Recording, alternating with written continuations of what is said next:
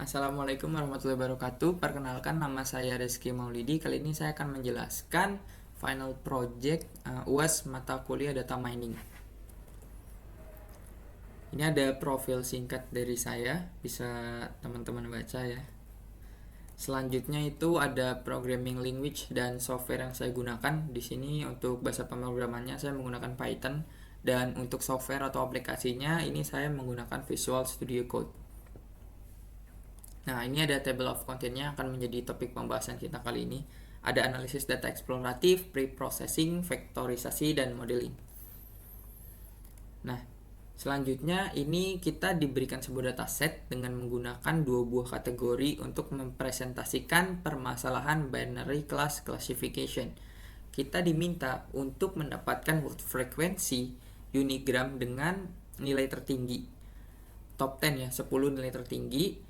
Yang bigramnya juga diminta 10 nilai tertinggi, dan trigramnya juga diminta 10 nilai tertinggi.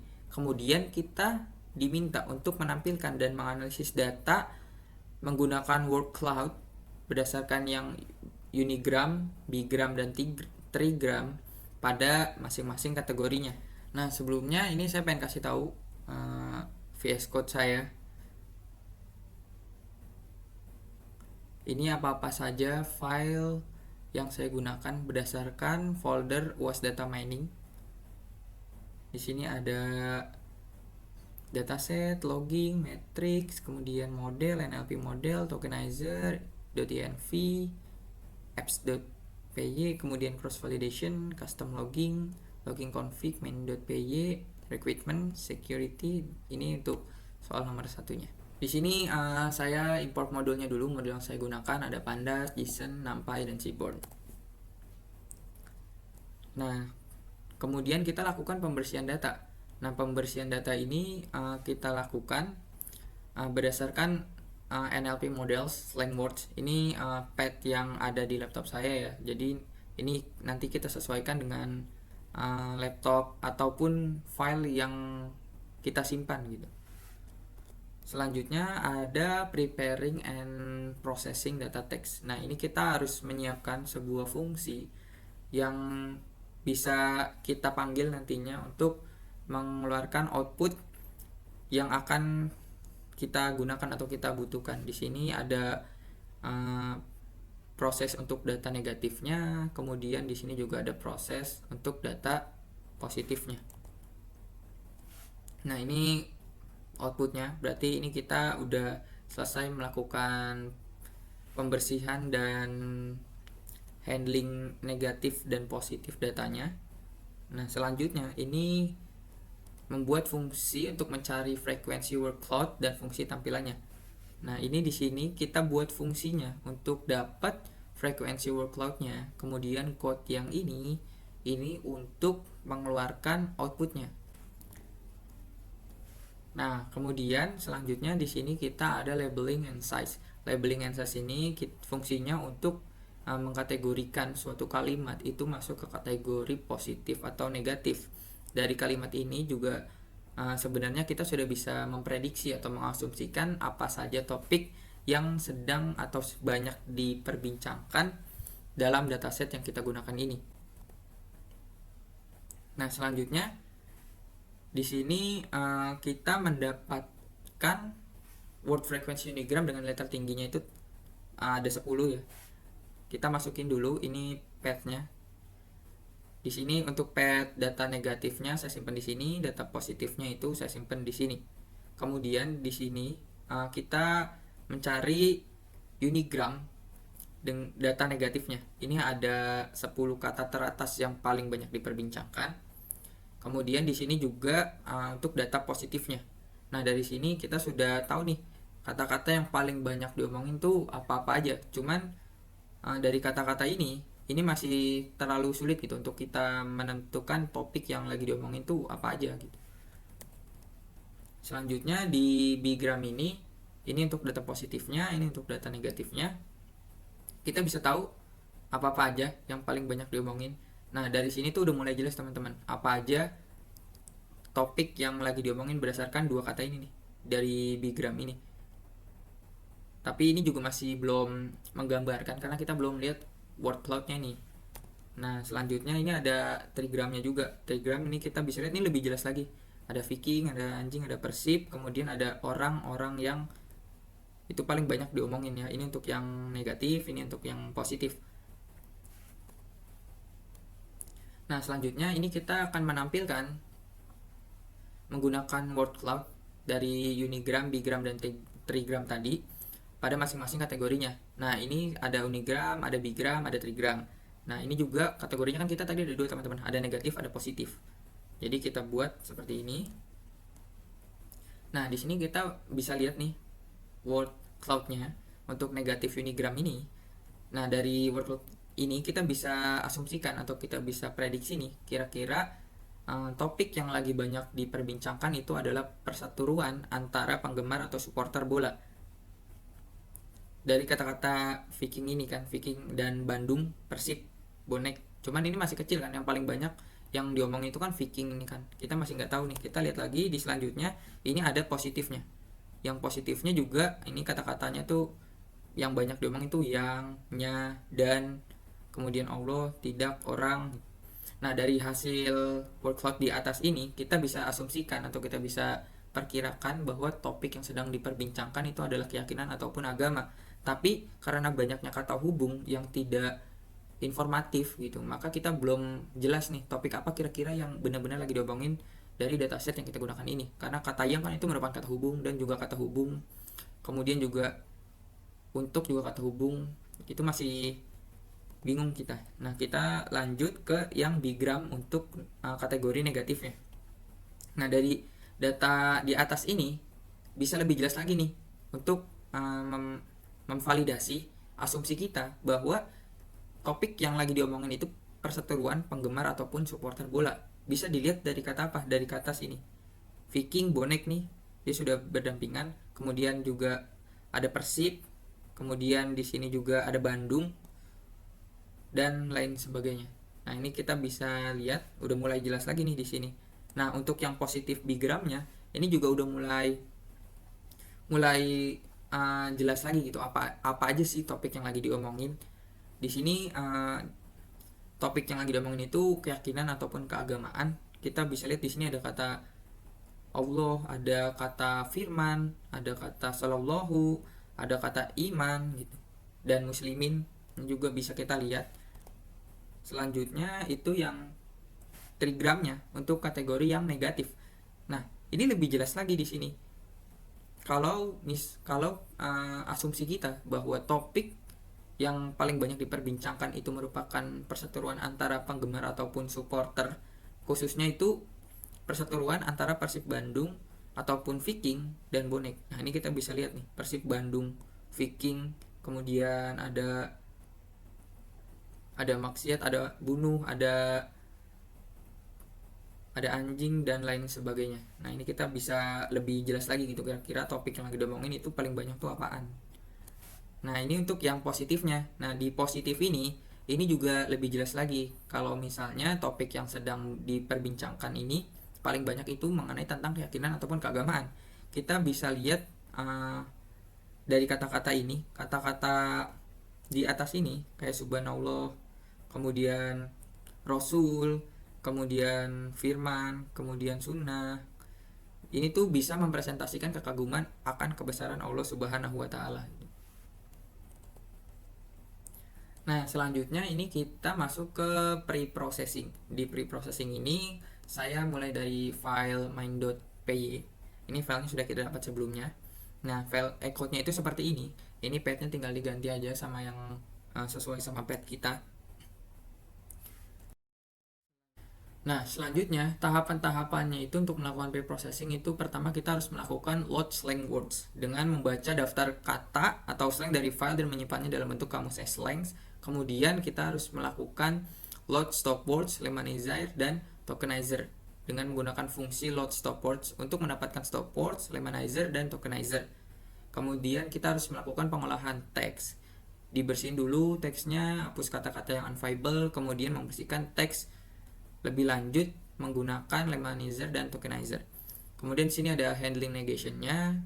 Kemudian kita harus hapus baris yang nilainya itu NaN dan outputnya itu kita harus balikin lagi ke data frame setelah dibersihkan. Ini penjelasan daripada step-step pre-processing kita. Nah, di sini ada preparing and processing. Di sini itu fungsi data preparing and processing ini adalah membaca data dari dua file JSON negatif dan positif dan menghubungkannya menjadi satu data frame, memilih kolom teks dan label, kemudian membersihkan teks menggunakan fungsi cleaning text sebelum mengembalikan data frame yang telah diproses. Nah, ini kan kita return lagi nih nanti. Nah, kemudian ini dari file client text. Ini fungsinya itu untuk memberikan teks pada data frame dan ada beberapa langkah yang dilakukan, yaitu di sini ada membaca slang word-nya, kemudian mengatur stop words dan lemanizer, kemudian mengubah teks ke low case, menghapus kata unviable, membersihkan teks menggunakan fungsi clean text dan handling dari modul, kemudian menyimpan data frame yang telah diproses ke file. Nah, selanjutnya ini kita diminta untuk vektorisasi. Jelaskan terkait teori term frequency inverse dokumen frekuensi TF-IDF ya. Terus kita diminta untuk lakukan vektorisasi pada dataset nomor satunya. Kemudian juga disuruh jelaskan min-df dan max-df pada modul schedulernya. Nah, TF-IDF sendiri ini merupakan ukuran statistik yang mengevaluasi seberapa relevan suatu kata dengan dokumen dalam kumpulan dokumen. TF-IDF ini diciptakan untuk pencarian dokumen dan pengambilan informasi. Ia akan bekerja dengan meningkatkan secara proporsional dengan beberapa kali sebuah kata muncul dalam sebuah dokumen. Nah, ini kita langsung lihat aja. Di sini ada TF-IDF ini terdiri dari term frekuensi, teman-teman, yaitu suatu data dalam dokumen.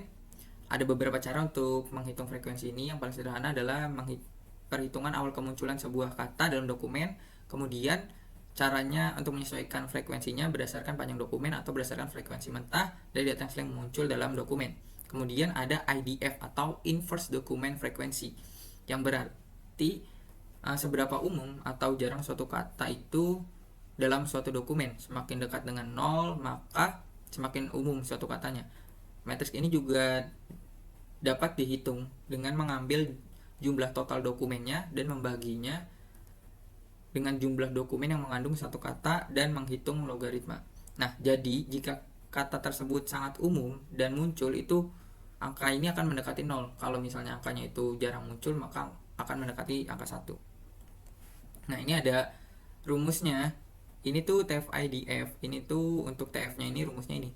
Jumlah kemunculan kata yaitu T dalam dokumen D dibagi total jumlah kata dalam dokumen D. Untuk IDF-nya, teman-teman, ini rumusnya tuh log total jumlah dokumen dalam kumpulan dokumen D, kemudian ada jumlah dokumen yang mengandung kata T plus 1. Nah, penambahan 1 ini dalam penyebut untuk menghindari pembagian dengan 0, karena di penyebut ini ada kemungkinan akan jadi 0 gitu. Makanya untuk menghandle ini kita harus tambahkan dengan 1. Nah, untuk rumus lengkap TF-IDF ini kita tinggal kaliin aja rumus si TF ini sama rumus IDF ini.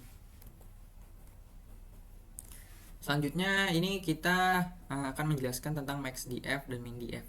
Max-df sendiri ini digunakan untuk menghapus istilah yang munculnya itu terlalu sering gitu. Contohnya itu kayak ini. Kalau misalnya max-df-nya itu 0.50, ini berarti abaikan istilah yang muncul di lebih dari 50% dokumen. Kalau misalnya ini 25, berarti dari 25 dokumen. Jadi kalau misalnya ini kita pakai desimal ataupun ada titiknya, itu dia akan mengkategorikan sebagai persen gitu.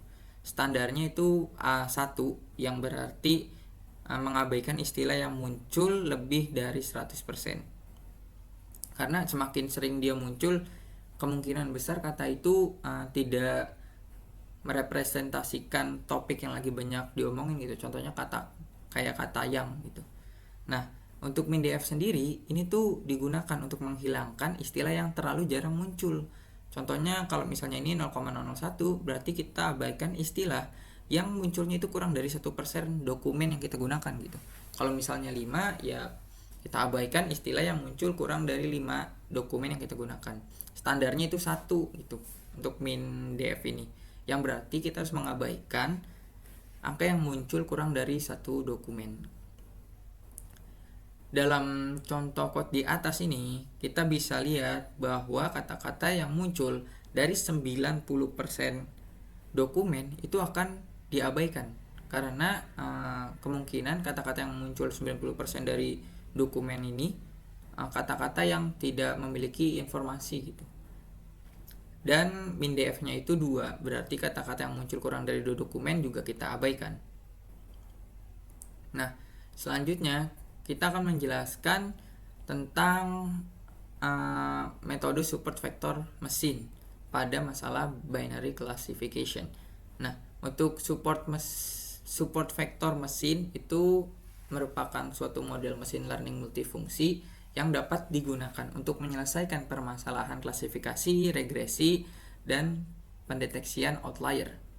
Ini termasuk kategori supervised learning. Tujuannya itu adalah untuk menentukan hyperplane terbaik dalam ruang berdimensi n yang berfungsi sebagai pemisah yang jelas antara titik-titik data input. Contohnya ini ada data bulat sama data segitiga, teman-teman. Nah, di sini ada banyak banget nih kemungkinan hyperplane yang bisa terjadi gitu. Ada yang ini, ada yang ini, ada yang ini, ada yang ini, ada yang ini. Nah, si SVM ini dia menentukan hyperplane yang paling optimalnya. Nah, dia udah dapat nih hyperplane yang paling optimalnya begini. Terus dia menentukan margin maksimumnya. Margin maksimumnya itu ditentukan oleh apa? Ditentukan oleh ini nih. Yang segitiga yang ada gambarnya ini, kemudian data bulat yang ada gambarnya ini juga. Nah, selanjutnya ini kita ada tahapan-tahapannya itu untuk melakukan SVM ya. Ini pertama itu pemilihan fiturnya dulu, fitur selection. Kemudian datanya itu dibagi dulu kayak yang sebelumnya itu. Terus penentuan hyperplane, kemudian support vector, terus ada kernel. Ini kalau diperlukan aja. Contohnya kernel ini digunakan pada data yang kompleks gitu, yang susah untuk dibuat pembagian data. Selanjutnya ada penentuan parameter, hyperparameter tuning, dan pelatihan model, kemudian prediksi. Nah, ini ada contohnya, contoh sederhananya. Ini kita pengen ngebagi nih si ayam, data ayam sama data ular. Pertama, kita bagi menggunakan yang ini. Ini data splitting nih. Data splittingnya itu si garis ini, teman-teman. Nah, SVM ini bekerja dengan membuat decision boundary atau sebuah bidang yang mampu memisahkan dua buah kelas. Pada masalah ini, decision boundary-nya yang mampu memisahkan kelas ayam dan kelas ular, ini garisnya nih. Nah, ini decision boundary-nya, teman-teman. Kita lanjut. Nah, kemudian decision boundary ini akan membagi jalan atau margin ini menjadi dua bagian yang sama besar. Nah, ini nih kita bisa lihat nih decision boundary-nya. Dia ngebagi nih margin ke sini sama ke sini. Ini sama besar. Kemudian hyperplane-nya itu adalah bidang pemisah kedua kelas, sedangkan margin adalah lebar jalan yang membagi kedua kelas. Nah, ini tuh hyperplane-nya nih, si ayam yang paling dekat sama margin sama ular yang paling dekat sama margin. Kemudian marginnya ini yang lebarnya. Nah, kalau tadi contoh sederhananya, ini contoh yang lebih rumitnya. Nah, ini kita ada data begini nih. Datanya dalam bentuk 2 dimensi. Tapi ini datanya yang merah ngumpul di tengah semua, yang birunya ini melingkari. Nah, ini gimana cara kita buat pemisahnya gitu. Caranya kita harus memetakan atau menaikkan dimensinya dari dimensi 2 ke dimensi 3. Nah, setelah udah naik ke dimensi 3 nih, kayak gini contohnya. Kemudian ini kita bisa buat nih pemisahnya. Kalau yang sebelumnya ini pemisahnya berupa garis karena dia ini satu dimensi, atau nah, kalau ini karena 3 dimensi, berarti pemisahnya itu kayak triplek gitu. Nah, kalau udah begini, titik data yang sebelumnya sudah dipisahkan sekarang dapat dengan mudah dipisahkan dengan teknik kernel. Nah, ini fungsinya kernel nih, teman-teman. Makanya tadi ada keterangan kita menggunakan kernel kalau diperlukan aja. Kalau datanya sederhana ya nggak usah menggunakan kernel gitu. Nah, di sini ada fungsi, kita harus menjelaskan fungsi handling negation. Nah, fungsi handling negation ini menggunakan pendekatan multi word expression atau MWE untuk menangani negasi dalam teksnya nih.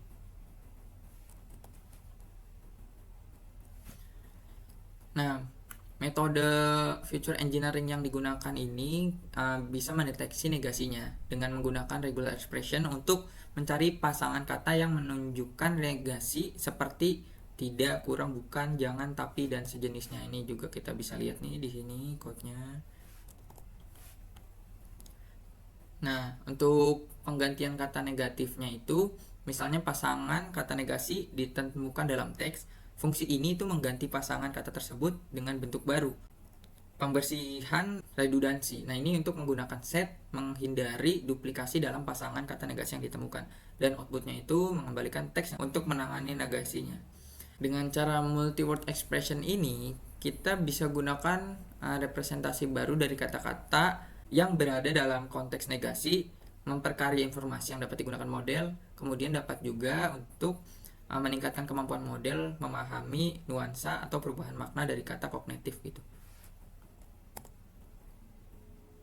Nah, selanjutnya ini ada term matrix hasilnya dari TF-IDF berdasarkan dataset yang digunakan. Penjelasannya adalah, nah, dalam TF-IDF tadi, di setiap baris itu mewakili sebuah dokumen, dan setiap kolom itu mewakili kata-kata atau istilah yang muncul dalam dokumen-dokumen tersebut. Nilai di setiap sel matriks itu menunjukkan bobot TF-IDF-nya. Contohnya, misalnya jika nilai TF-IDF dalam suatu kata dalam dokumen itu tinggi, berarti kata tersebut memiliki signifikansi yang tinggi dalam dokumen tersebut.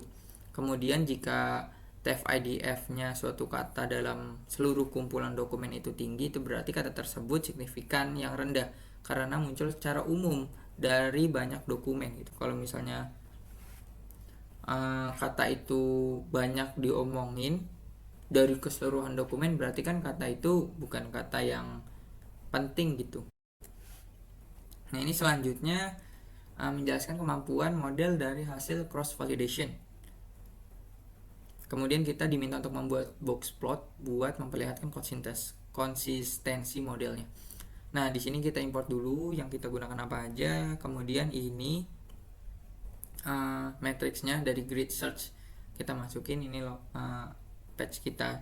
Nah, hasilnya adalah seperti ini. Kita bisa tahu nih akurasinya bagus banget nih, 99% semua nih, dari data split 0 sampai data split 4. Kita lihat selanjutnya. Nah, selanjutnya ini kita transverse index-nya nih. Setelah di transverse index-nya teman-teman, hasilnya juga masih cukup bagus, masih di atas 90% semua nih. Nah, jadi ini sudah cukup konsisten. Kita lihat lagi selanjutnya. Kita pindahin seluruh barisnya menjadi indeks ke dalam kolom, kemudian kita ubah indeks dengan kolom pertama, itu kolom satunya. Nah, ini hasilnya. Hasilnya juga masih bagus di atas 98% semua. Nah, dari percobaan tadi kita bisa lihat box plotnya seperti ini teman-teman. Nah, dari box plot ini tuh rata-rata tuh bagus semua gitu, karena sebarannya itu sedikit. Nah, yang paling kurang itu yang ini teman-teman, karena dia sebarannya banyak dan di bawah sini. Jadi box plot itu dikatakan bagus ketika ininya tuh gepeng begini, karena merepresentasikan bahwa datanya itu konsisten gitu. Akurasinya ya range-nya dari segini sampai segini aja. Kalau ini kan akurasinya range-nya kan cukup tinggi gitu.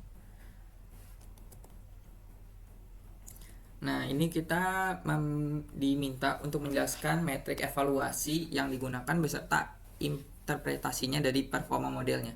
Ini code-nya untuk training modelsnya. Kemudian ini adalah hasilnya. Ada precision, recall, F1 score, support. Kemudian ada negatif, positif, akurasi, macro average, weighted average. Nah, penjelasannya dari model yang ini nih, kita ketahuin bahwa performanya itu bagus banget. Dari recall, F1 score itu sampai 100%. Terus di kedua kelas negatif dan positifnya juga bagus juga. Nah, ini ada penjelasannya. Precision ini mengukur seberapa banyak dari prediksi positif yang benar-benar positif. Nilainya 100. Jadi nggak ada false positif di sini. Kemudian recallnya juga untuk mengatur berapa banyak dari keseluruhan kelas positif yang berhasil diidentifikasi oleh model. Ini juga 100, menunjukkan bahwa model ini berhasil untuk mengidentifikasikannya.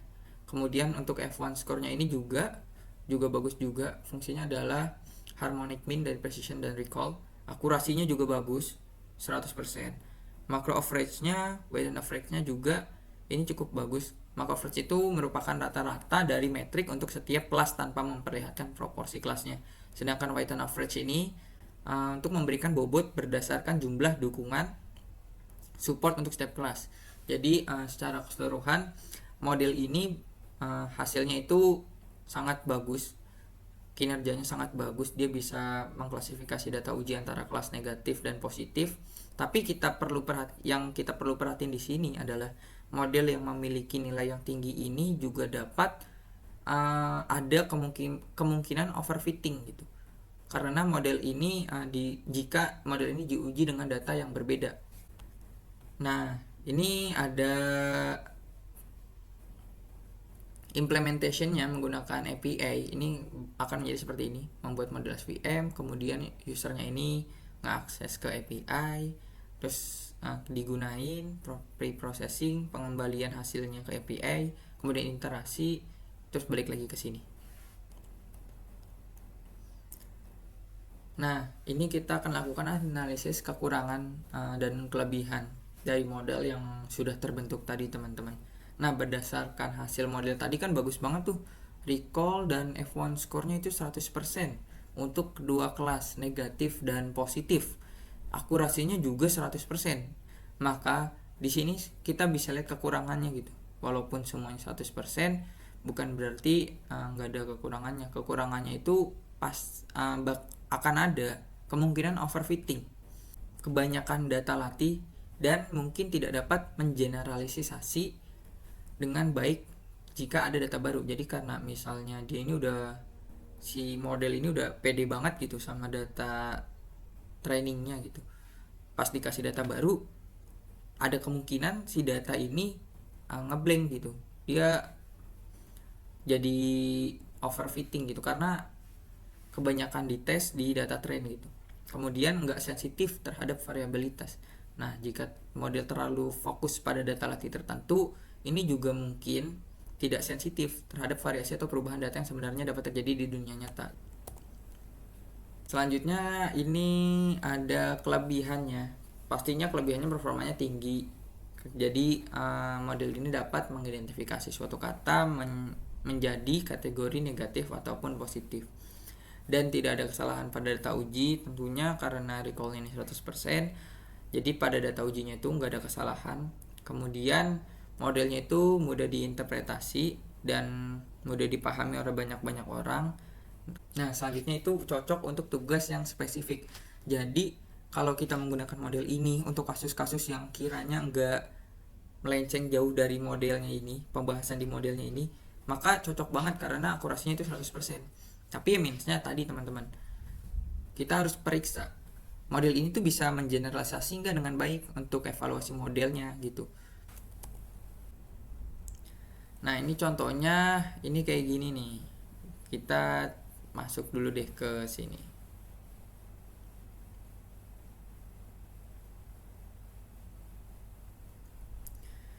Nih. Di sini. Di sini kita masukkan kata jelek. Kemudian di sini outputnya adalah positif dengan tingkat confidence 67%. Nah, ini bisa mengidentifikasikan bahwa model ini ada potensi overfitting gitu. Dan sebaliknya, misalnya di sini kita coba, itu tadi saya sudah coba kata apa ya di sini, kata asik.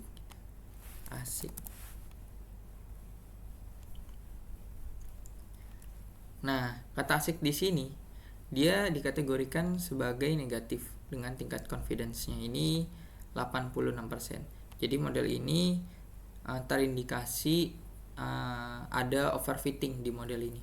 Baiklah, sekian presentasi dari saya. Lebih dan kurangnya mohon dimaafkan. Wassalamualaikum warahmatullahi wabarakatuh.